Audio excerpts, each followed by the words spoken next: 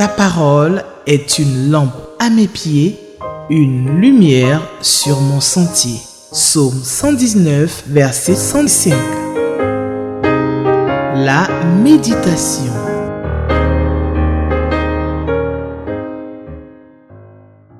Chers téléspectateurs d'Espérance TV, bonjour. Recevez mes salutations chaleureuses au nom précieux de Jésus de Nazareth, l'espérance du monde. Bienvenue à l'émission journalière La Méditation. Alors nous allons prier avant de lire la parole de Dieu. Nous prions. Seigneur, tu dis dans Ésaïe 55 que ta parole ne vient pas à toi sans avoir accompli ton œuvre. Seigneur, et nous prions, Éternel, que ta parole puisse accomplir son œuvre dans les cœurs de tous ceux qui prennent le temps de nous écouter, tous ceux qui prennent le temps de méditer la parole de Dieu avec nous chaque jour. Tu sais où ils se trouvent, tu les connais. Nous prions, Éternel, que ta parole vraiment puisse consoler, puisse instruire, puisse donner, apporter la connaissance, la sagesse, l'intelligence. Nous prions que ce soit un moment riche, un moment fructueux, un moment béni que celui que nous allons passer à méditer ta parole. Seigneur, parle-nous par cette parole que nous allons lire ce matin et bénis ce moment au nom de Jésus. Amen. Alors, le texte que nous propose le lecteur de la Bible pour le samedi 13 juillet 2024 est 1 Timothée 5, 1 à 16. 1 Timothée chapitre 5, les versets 1 à 16. Et je vais donc d'abord lire le texte dans la version Louis II. 1 Timothée 5, versets 1 à 16. Ne réprimande pas rudement le vieillard, mais exhorte-le comme un père. Exhorte les jeunes gens comme des frères, les femmes âgées comme des mères, celles qui sont jeunes comme des sœurs, en toute pureté. Honore les veuves qui sont véritablement veuves. Si une veuve a des enfants ou des petits-enfants, qu'ils apprennent avant tout à exercer la piété envers leur propre famille et à rendre à leurs parents ce qu'ils ont reçu d'eux, car cela est agréable à Dieu. Celle qui est véritablement veuve et qui est demeurée toute seule met son espérance en Dieu et persévère nuit et jour dans les supplications et les prières. Verset 6. Mais celle qui vit dans les plaisirs est morte, quoique vivante. Déclare-leur ces choses afin qu'elles soient irréprochables. Si quelqu'un n'a pas soin des siens, et principalement de ceux de sa famille, il a renié la foi et il est pire qu'un infidèle. Verset 9. Qu'une veuve, pour être inscrite sur le rôle, n'ait pas moins de 60 ans, qu'elle ait été femme d'un seul mari, qu'elle soit appliquée à toute bonne œuvre, ayant élevé des enfants, exercé l'hospitalité, lavé les pieds des saints, secouru les malheureux, pratiqué toute espèce de bonne œuvre. Mais refuse les jeunes veuves, car lorsque la volupté les détache de Christ, elles veulent se marier et se rendent coupables en ce qu'elles violent leur premier engagement. Avec cela, étant oisives, elles apprennent à aller de maison en maison et non seulement elles sont oisives, mais encore causeuses et intrigantes, disant ce qu'il ne faut pas dire. Verset 14. Je veux donc que les jeunes se marient, qu'elles aient des enfants, qu'elles dirigent leur maison, qu'elles ne donnent à l'adversaire aucune occasion de médire. Car déjà quelques-unes se sont détournées pour suivre Satan. Verset 16. Si quelque fidèle, homme ou femme, a des veuves qui les assistent et que l'Église n'en soit point chargée afin qu'elle puisse assister celles qui sont véritablement veuves. Amen. Alors, dans le chapitre 5 de la première épître à Timothée, l'apôtre Paul donne des instructions à Timothée, qui est son fils spirituel. Il donne des instructions sur la façon dont les gens doivent être traités dans l'Église. Les vieillards, les jeunes gens, les femmes âgées, et surtout les veuves. Donc Paul donne à Timothée des directives pour l'aider à pourvoir aux besoins de ces différentes catégories de personnes. Et dans les versets 1 à 2, Paul dit qu'il faut traiter les membres de la communauté comme des membres de sa famille. Voilà.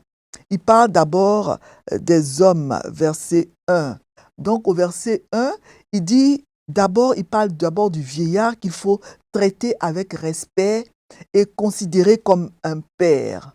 Ensuite, les jeunes gens qu'il faut considérer comme des frères. Au verset 2, il parle des femmes. Donc, il faut qu'il considère les femmes âgées comme des mères avec le respect et l'honneur dû à leur âge et celles qui sont plus jeunes comme des sœurs en toute pureté. Il faut rappeler donc que Timothée était un jeune pasteur. Il devait donc veiller à ce que sa conduite envers les jeunes femmes soit pure et irréprochable. Il y a malheureusement beaucoup de problèmes d'adultère, même dans l'Église aujourd'hui, et c'est triste. Il faut veiller à avoir une conduite respectueuse et saine envers les personnes du sexe opposé. Il y a malheureusement beaucoup de scandales sexuels dans l'Église aujourd'hui, même parmi les pasteurs. C'est vraiment triste.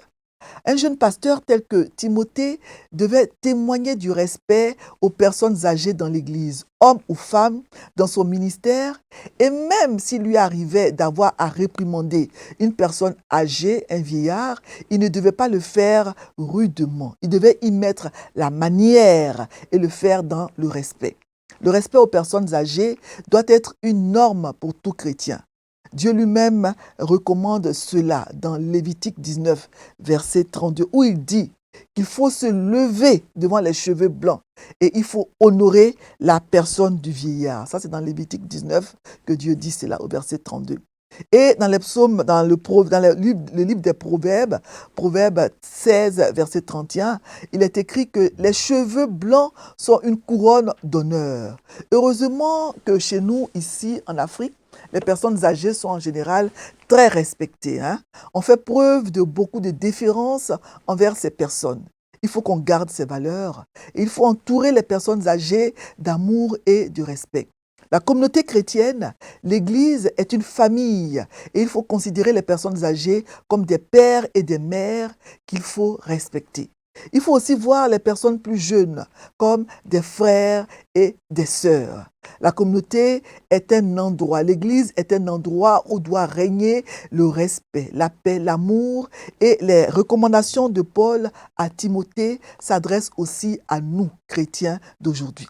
Il va ensuite parler dans les versets 3 à 16 des vraies veuves. Il va parler d'abord des veuves, il va parler des veuves en général dans les versets 3 à 16, mais il va d'abord parler des vraies veuves, celles qui sont véritablement veuves, comme il le dit, celles que l'Église doit aider. Il va aussi parler des autres veuves, qui sont certes des veuves, des femmes qui ont perdu leur mari, mais celles-là ne sont pas nécessiteuses. Ce ne sont pas des veuves qui doivent être prises en charge par l'Église.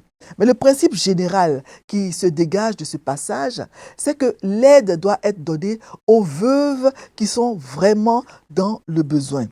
Honore les veuves qui sont véritablement veuves. Une signification du mot honorer est soutenir, nourrir. Et c'est ici le sens le plus évident qu'on peut donner à ce mot honorer dans ce texte. Et à l'époque de la rédaction du Nouveau Testament, il n'y avait pas de système d'aide sociale de la part du gouvernement, comme on le voit aujourd'hui dans les pays, surtout les pays développés. À l'époque, il existait dans la société une classe particulièrement vulnérable. C'était donc les veuves âgées. Ces veuves-là avaient perdu le soutien de leur mari et n'en recevaient pas toujours de la part de leurs enfants devenus adultes. Elles n'avaient aucun moyen de subvenir convenablement à leurs besoins. Ce sont ces veuves-là qu'il fallait soutenir. Et c'était le devoir de l'Église de le faire. Vous voyez, dans le livre des Actes, dans l'Église primitive, on parle donc des hellénistes qui ont murmuré, dans Actes 6.1, des hellénistes qui ont murmuré contre les Hébreux parce que leurs veuves étaient négligées dans la distribution qui se faisait chaque jour. Donc l'Église primitive s'occupait beaucoup des veuves de l'Église en les aidant à subvenir à leurs besoins. C'est un bel exemple de solidarité au sein de l'Église. Les principes révélés dans ce passage des soins et de l'aide qui doivent être apportés aux veuves et aux nécessiteux ces principes-là sont extrêmement pertinents aujourd'hui parce que beaucoup considèrent l'Église locale comme un lieu où les pauvres et les nécessiteux devraient recevoir une aide financière. Alors, comment gérer cette situation? L'Église n'est certes pas une banque, mais elle ne devrait pas fermer les yeux sur la misère de ses membres qui sont dans le besoin, particulièrement les veuves. Peut-être qu'on ne peut pas les prendre entièrement en charge, mais on peut leur apporter de l'aide. Beaucoup d'églises font ça, heureusement, mais il y a encore beaucoup de chemin à parcourir. Et dans les versets 4 à 6, il donne des critères pour savoir quelles sont les veuves qu'on doit vraiment aider. Parce que si une femme a des enfants ou des petits-enfants, ces derniers doivent apprendre à exercer la piété envers leur famille en s'occupant de leur mère ou de leur grand-mère. Qu'ils apprennent à exercer la piété d'abord envers leur propre famille et à rendre à leurs parents ce qu'ils ont reçu d'eux. Cette injonction nous rappelle la responsabilité permanente des enfants adultes envers leurs parents et grands-parents. Celles qui doivent être légitimement aidées par l'Église ne doivent pas avoir de famille. Les veuves, donc, qui doivent être aidées par l'Église, ne doivent pas avoir de famille qui puisse les aider. Et si elles ont une famille pour les aider, c'est à la famille de le faire. Voilà. Ce passage décrit au verset 5 ce qui est la véritable veuve. C'est celle qui est restée toute seule. C'est celle qui n'a personne d'autre pour la soutenir. Cela montre que les femmes qui sont vraiment veuves, véritablement veuves, sont celles qui n'ont ni enfants ni neveux, c'est-à-dire pas de parenté qui veuille ou puisse les aider, ou pas de parents proches en vie.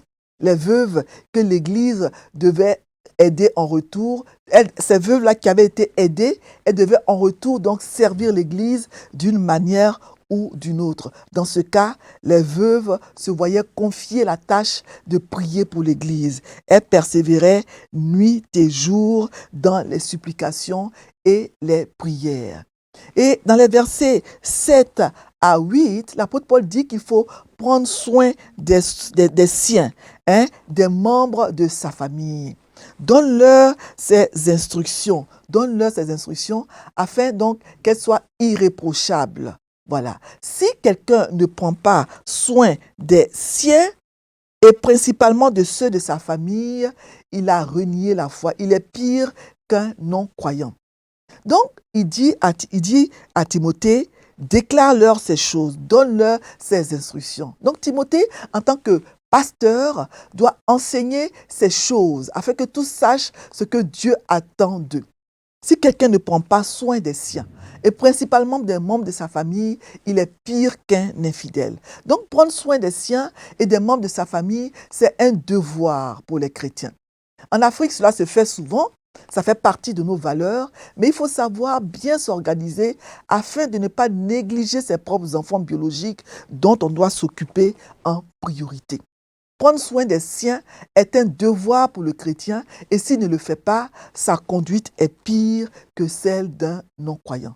Nous pouvons ajouter que Jésus lui-même a donné un exemple de la manière de prendre soin des siens lorsqu'il a pourvu à un foyer pour sa mère auprès de Jean, le disciple qu'il aimait. Dans Jean 19, versets 26 à 26, à la croix, alors qu'il souffre et qu'il va bientôt mourir, Jésus va pourvoir aux besoins de sa mère.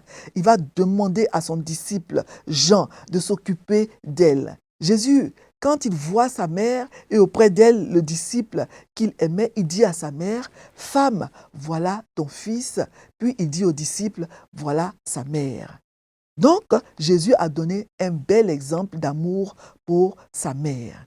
Et dans les versets 9 à 10, il dit, l'apôtre Paul, comment identifier les veuves âgées que l'Église doit aider. Pour être inscrite sur la liste, pour être inscrite dans le registre, une femme ne doit pas avoir moins de 60 ans.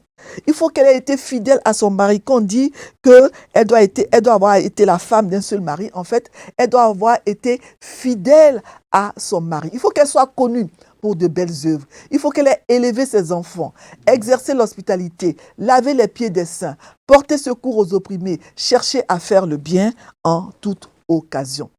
Donc, une veuve ne doit pas avoir moins de 60 ans pour être inscrite sur la liste. L'idée est que si une personne a moins de 60 ans, elle peut encore subvenir à ses besoins ou bien se remarier. Ces veuves n'ont pas besoin d'être ajoutées à la liste des personnes aidées par l'Église. Voilà. Il faut donc qu'elle soit appliquée à toute bonne œuvre. Il faut qu'elle ait cherché à faire le bien en toute occasion, etc. Ces veuves donc que l'Église accepte de soutenir ne doivent pas seulement être de véritables veuves, mais elles doivent aussi avoir un caractère agréable à Dieu.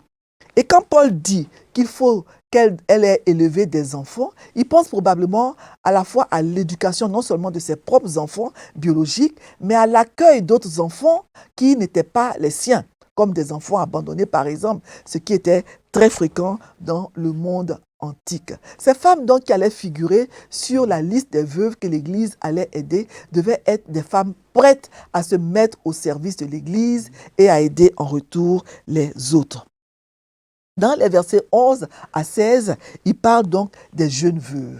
Ces versets, jusqu'au 16e, nous présentent en fait un portrait opposé à celui des vraies veuves. Il dit d'enlever de la liste les jeunes veuves. En règle générale, ces femmes ne doivent pas être ajoutées à la liste de soutien de l'Assemblée parce qu'elles peuvent généralement subvenir à leurs besoins et se remarier. Paul ne condamne pas les jeunes veuves qui veulent se remarier. Il remarque seulement que de nombreuses femmes célibataires ont tellement envie de se remarier et d'avoir de la compagnie qu'elles ne se conduisent pas de manière agréable à Dieu. Elles sont oisives, ces jeunes veuves-là, elles sont oisives, elles sont devenues donc célibataires, donc elles sont oisives, elles s'adonnent à des commérages, elles sont bavardes, elles sont indiscrètes, elles parlent de ce qu'il ne faut pas. Donc Paul préfère que les jeunes veuves, là, qu'elles se remarient. Beaucoup de femmes, même quand elles ne sont pas de jeunes veuves, correspondent malheureusement à la description donc, de ce passage-là. Elles prennent l'habitude d'aller de maison en maison et non contentes d'être désœuvrées. Elles se montrent encore vraiment comme des femmes qui sont des commères. Voilà. Donc, ces personnes passent beaucoup de temps à parler de la vie des autres. Voilà. Elles doivent, ces personnes, avoir un foyer. Elles doivent avoir un foyer qui va les occuper.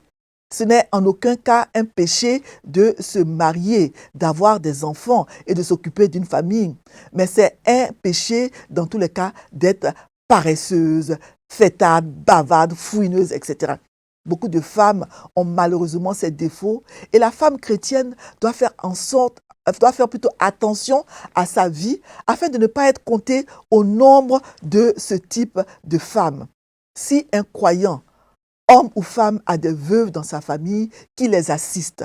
Paul conclut au verset 16 avec un principe auquel il a déjà fait allusion dans cette section au verset 4 et au verset 8.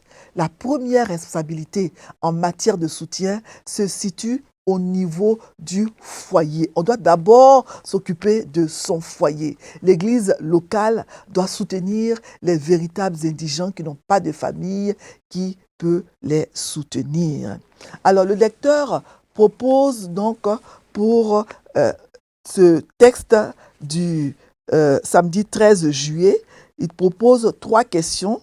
Question 1, question 3, question 4 sont les questions que le lecteur propose pour réfléchir sur ce texte. Donc, question 1, de quoi ou de qui parlent ces versets? J'en ai déjà parlé dans mon commentaire. Question 3, y a-t-il un exemple à suivre ou à ne pas suivre? Et la question 7, quelle vérité Dieu me révèle-t-il? Non, plutôt la question 4, est-ce qu'il y a un ordre auquel obéir? Donc, question 3, y a-t-il un exemple à suivre ou à ne pas suivre? Et la question 4, y a-t-il un ordre auquel obéir? On peut relever comme exemple à suivre l'exemple de l'apôtre Paul, qui était bon père spirituel. En bon père spirituel, il enseigne Timothée, il lui fait des recommandations, il lui donne des conseils afin qu'il puisse mener à bien son ministère pastoral. Est-ce que nous avons des fils et des filles spirituels? Comment les aidons-nous à vivre leur foi? Est-ce que nous prenons le temps, comme l'apôtre Paul le fait avec Timothée, de les exhorter, de leur donner des conseils afin qu'ils puissent grandir dans la foi et être des chrétiens efficaces? Le verset 5 donne l'exemple de la veuve qui met son espérance en Dieu et s'attend à lui et qui persévère dans la prière et les supplications. C'est un exemple à suivre. Nous devons donc, comme ces veuves dont il est question dans le verset 5, vraiment mettre notre espérance à Dieu et persévérer dans la prière nuit et jour. Et les versets 8 à 9 donnent aussi donc l'exemple de, verset 9 surtout donne l'exemple de la veuve qui, pour être inscrite dans le rôle, doit avoir été la femme d'un seul mari, être fidèle à son mari.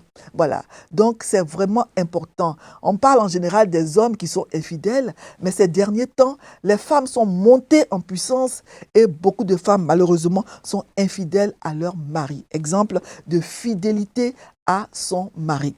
Et l'exemple à ne pas suivre, c'est l'exemple des jeunes veuves dans les versets 13. Ces jeunes veuves qui sont oisives, qui sont bavardes, qui sont intrigantes, etc. Ce sont donc des exemples à ne pas suivre. Voilà. Donc beaucoup de femmes, malheureusement, même qu'elles ne sont pas veuves, correspondent à ce portrait et il faut faire attention d'avoir une conduite qui honore le Seigneur. Et il y a une autre question qui nous est proposée, la question 4. Est-ce qu'il y a un exemple, est-ce qu'il y a un ordre auquel nous devons obéir dans le passage? Il y a plusieurs ordres, mais le verset 1, par exemple, c'est un ordre. Ne réprimande pas rudement le vieillard, mais exhorte-le comme un père. C'est un ordre. Nous ne devons pas réprimander les personnes âgées. Question 3, et en plus le verset 3, il y a aussi un ordre là. Honore les veuves qui sont véritablement veuves. C'est un ordre. Nous devons honorer les veuves, les respecter. Et verset 7 qui dit « Déclare-leur ces choses afin qu'elles soient irréprochables. » Déclare ces choses-là. Dire ce que le Seigneur nous met à cœur en tant que chrétiens. C'est aussi un ordre. Et le verset qui m'interpelle le plus dans le passage, c'est le verset 8 qui dit que si quelqu'un n'a pas soin des siens et principalement de ceux de sa famille, il a renié la foi et il est pire qu'un infidèle. Donc c'est le verset qui m'interpelle le plus. Nous devons donc vraiment prendre soin des nôtres. Nous devons pourvoir à leurs besoins autant que nous pouvons le faire. C'est important en tant que chrétien d'avoir soin des membres de sa famille. Voilà. Donc c'est un passage qui s'applique vraiment, qui donne beaucoup de recommandations, de conseils. C'est un passage plutôt pour Timothée, dans lequel Paul parle à Timothée, mais les recommandations de Paul à Timothée s'appliquent à nous aujourd'hui, chrétiens du 21e siècle. Nous allons lire donc le commentaire du lecteur sur ce passage. Le thème de ce passage, selon le lecteur, c'est la gestion des membres de la communauté. Relation de type familial. Dans l'exercice de son ministère, Timothée rentre en interaction avec les différents membres de la communauté. Paul recommande que les enseignements de Timothée portent la marque de l'amour d'un enfant à l'endroit de chaque membre de sa famille, père, mère, frère, sœur. La gestion des veuves. Paul relève différentes catégories de veuves. Est-ce que tu peux les citer en relisant ton texte, donc à chacun de le faire? En s'appuyant sur la parole de Dieu, Timothée identifie les acteurs de la prise en charge de chaque catégorie de veuves. La famille. Toute famille qui compte une ou plusieurs veuves en son sein doit en prendre soin. Pour Paul, enfants et petits-enfants doivent prendre soin de leurs parents ou grands-parents devenus veuves, accomplissant de cette manière la volonté de Dieu, un bon témoignage au monde de la foi chrétienne. Est-ce ce qui est en vigueur dans ton entourage? En ces temps d'individualisme et d'égoïsme, que peut-il faire pour que les choses changent? La veuve elle-même. La veuve encore jeune peut prendre soin d'elle, même par le remariage, une possibilité de réconcilier vie familiale et vie chrétienne. Sur le plan familial, la veuve remariée peut donner naissance à des enfants, prendre soin de ces derniers, de sa maison et d'elle-même. Sur le plan spirituel, en se remariant, la veuve qui prend soin de sa maison peut vivre en conformité avec la parole de Dieu, avec la volonté de Dieu. L'Église. L'Église a la responsabilité de prendre soin des veuves ayant 60 ans. Socialement, elles ne nourrissent aucun projet de remariage. Par contre, spirituellement, elles attendent tout de Dieu par leur investissement dans la prière et les supplications. Prière. Que l'Église enseigne et sensibilise pour que le soutien aux veuves éligibles n'apparaisse pas comme discriminatoire pour les veuves non éligibles. Seigneur, aide ton Église. Nous allons prier.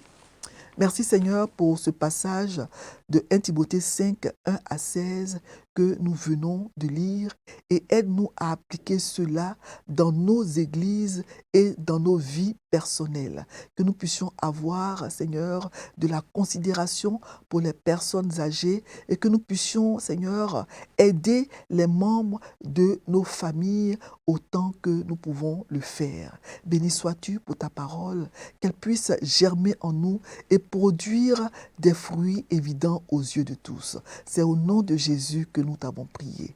Amen. Merci Seigneur pour ta parole.